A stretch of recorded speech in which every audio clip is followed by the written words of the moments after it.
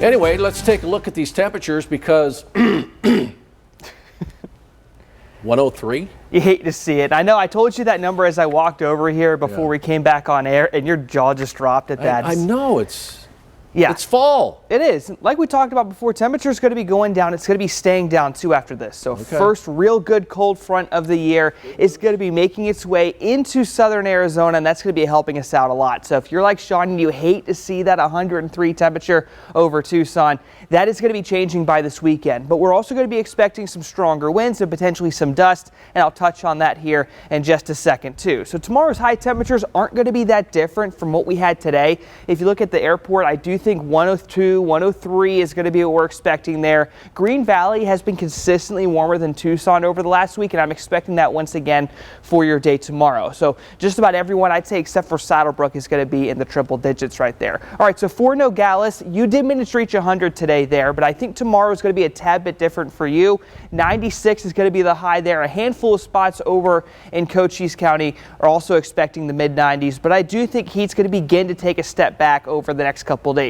Something that's really contributed to the heat is the clear conditions outside. You're only seeing a handful of clouds across the area, and it's not enough to prevent us from seeing any kind of changes over the city of Tucson. In fact, those clouds you're seeing are going to be south of Vail, south of Sahuarita, and the only spot with significant cloud cover is actually Sierra Vista at the moment. So down here, you're also seeing some warmer temperatures, but you have a little bit of shade to help you out. But none of this is going to be translating to any kind of rain at all over the next little bit.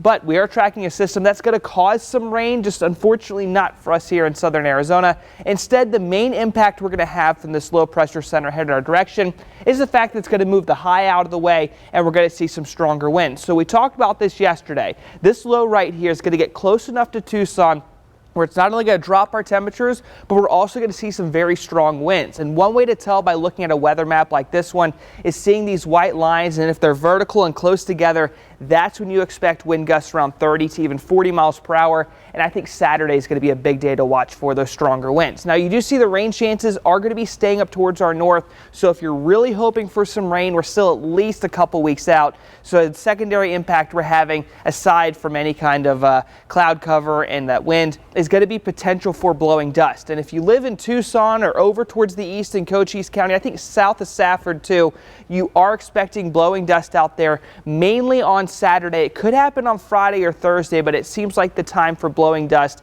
is going to be that first day of the weekend. So watch out for Saturday to be the windiest day with gusts around 40, even 45 miles per hour for some of those higher elevations out there. But here's going to be the good news with all this.